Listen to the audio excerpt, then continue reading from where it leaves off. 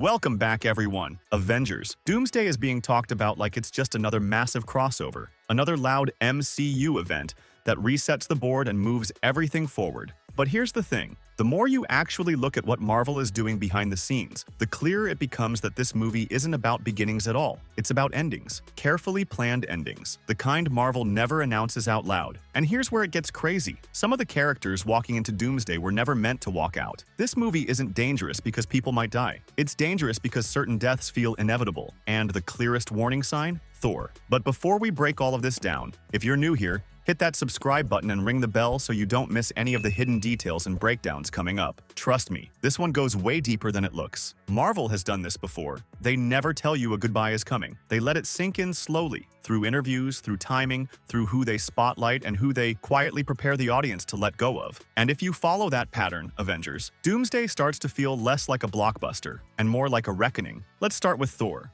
Thor dying in Avengers. Doomsday wouldn't be a last-minute shock twist. It would be the completion of a plan Marvel has been building toward for years. And lately, the signs haven't even been subtle. They're scattered across scheduling choices, public messaging, and the way Chris Hemsworth himself has started talking about the character. On May 28th, Hemsworth uploaded a video titled, "Thank You, The Legacy of Thor." At first glance, it looks harmless. A tribute, a montage, clips from Thor, the Avengers, Ragnarok, Endgame, even Love and Thunder, big music, hero shots, a love letter to a character who's been around for more than a decade. But the timing is what makes it feel different. It wasn't tied to an anniversary. It wasn't promoting a new Thor project. It dropped right as Avengers. Doomsday began taking shape. And the tone matters. Hemsworth doesn't sound like someone gearing up for another long run. He sounds like someone looking back. He talks about Thor as one of the greatest honors of his life. He reflects on what the character meant to him. It feels like someone closing a chapter, not opening a new one. And Marvel didn't keep it small. Natalie Portman appears, Tessa Thompson, Taika Waititi, Kevin Feige himself. Everyone talks about Thor's journey.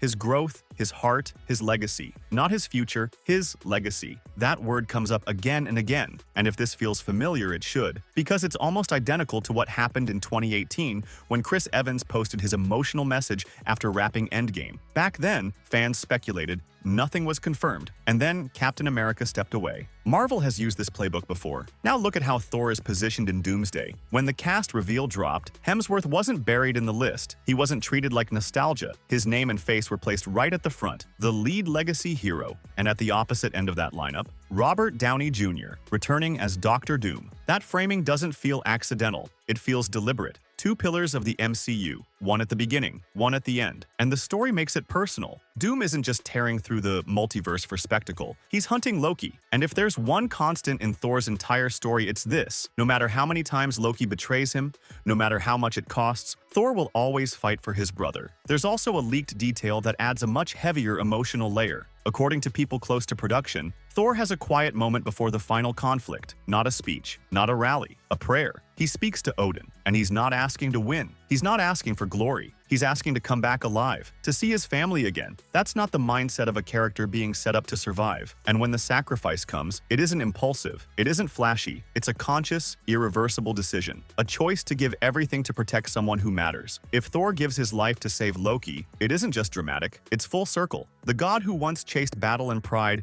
ends his story choosing love and responsibility over himself. Marvel isn't afraid of finality when the story demands it. They proved that with Tony, with Natasha, and Thor's death wouldn't erase his legacy. Thor 5 can still exist without a living Thor. Valhalla is right there. The afterlife, fallen warriors, lost gods, unfinished battles. Doomsday could be the doorway, not the end. Quietly fading away was never an option for Thor. He's the last original Avenger still standing. Marvel isn't letting that era end without weight, without loss, without silence. And once Thor falls, the tone of the entire movie shifts. Because the next death doesn't just hurt, it isolates. That brings us to Tobey Maguire's Spider-Man. His return doesn't feel like a victory lap. It feels like a warning. At this point, Tobey being back isn't really a question anymore. Multiple insiders have said it. He's been tied to filming locations. Every report points in the same direction. But here's the detail that changes everything. He's alone, no Tom Holland, no Andrew Garfield, and that's the part that should worry people. In No Way Home, Tobey's Peter was the emotional anchor, the Spider-Man who lived through loss and didn't turn bitter, the one who stopped Tom's Peter from crossing a line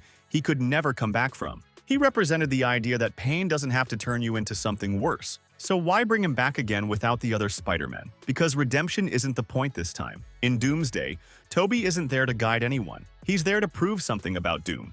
He faces him directly. And Doom isn't just another villain. He's wearing Tony Stark's face, the same face Toby's Peter watched sacrifice itself to save the universe. And because this is Toby's Spider-Man, the one who always believes there's another way, he tries to reach him. He tries to talk him down. Doom doesn't hesitate. He kills him immediately. No speech, no mercy, no sign that there's anything human left behind the mask. And with Tom Holland not even in the movie, there's no reaction, no emotional continuation, no closure. Toby's Spider-Man dies alone in a universe that isn't his, trying to save people who don't even know who he is. That isn't random, that's a statement. And if you think that's brutal, wait until you see what Doomsday does to Steve Rogers. Everyone assumes Steve's story already ended. He went back, he lived his life, he got Peggy. Perfect ending. Except the leaks suggest it wasn't as clean as we were led to believe. According to recent chatter, Steve's decision to stay in the past created something far bigger than anyone realized, an incursion, a fracture that destroyed another universe, Doom's universe, his family, his entire world. And Doom doesn't see Steve as a hero. He sees him as the reason everything he loved is gone. That's why this isn't a random confrontation. It's a hunt. Set photos from Windsor Park in London show a 1960s-style house built specifically for filming, the same kind of house Steve and Peggy lived in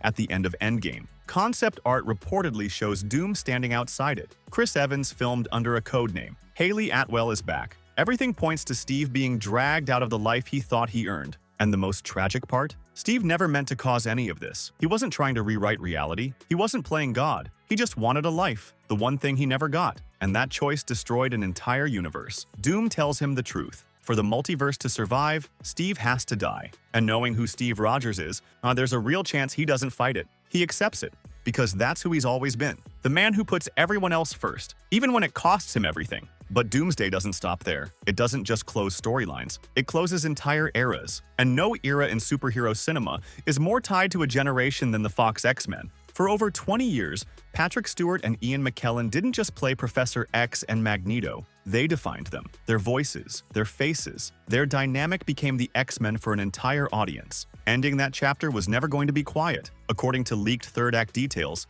it ends in the most extreme way possible. When Sentry loses control and the Void threatens to wipe everything out, the situation moves beyond strategy or combat. There's no army to fight, no villain to punch harder. It becomes a question of survival on a cosmic scale. And that's when Charles Xavier steps forward. He pushes his telepathic powers further than we've ever seen on screen. Not to dominate, not to control, but to contain something that can't be reasoned with. He reaches longer, deeper, further than his body can handle. He saves everyone. And he dies doing it. It isn't a shock death. It isn't done for gasps. It's the purest expression of who Charles Xavier has always been. A man who believes in sacrifice over violence. A teacher who protects his students at any cost. His final act isn't about power. It's about responsibility. And once Charles is gone, Magneto's fate is sealed. There is no version of this story where Eric Lenshair walks away. You don't end Charles Xavier's story and let Magneto live in a world without him. Their bond has defined the X-Men for generations. Rivals, brothers, ideological opposites bound by history and guilt. If Charles dies saving the world, Eric either goes with him or dies trying to make that sacrifice mean something. This isn't Marvel killing characters for shock value.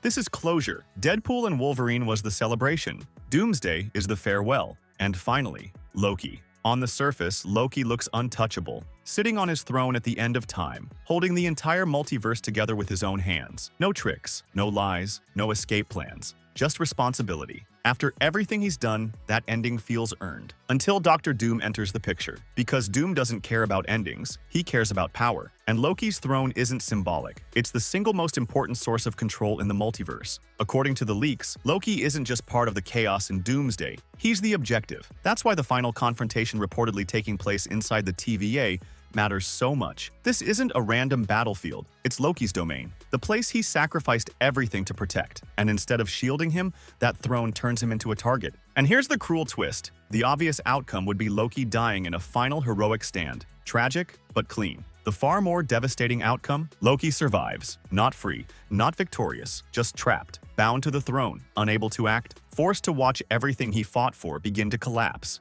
Imagine Loki watching Thor fall, watching his brother give his life while he can't move, can't intervene, can't even look away. His sacrifice doesn't save everyone. It just condemns him to eternal witness. And when you put all of this together, the pattern becomes impossible to ignore. This isn't about shock deaths. It's about erasing the old guard to make room for what comes next. The Russos are back. Doom has to feel worse than Thanos, and that only works if the losses are permanent. Doomsday isn't a celebration, it's a reckoning. And when it's over, the MCU won't just look different, it'll feel emptier. If you're new here, don't forget to subscribe and ring the bell so you don't miss my next breakdown. And now I want to hear from you. Who do you think makes it out of Avengers? Doomsday, and who doesn't? Drop your wildest theories in the comments. I'll be reading all of them.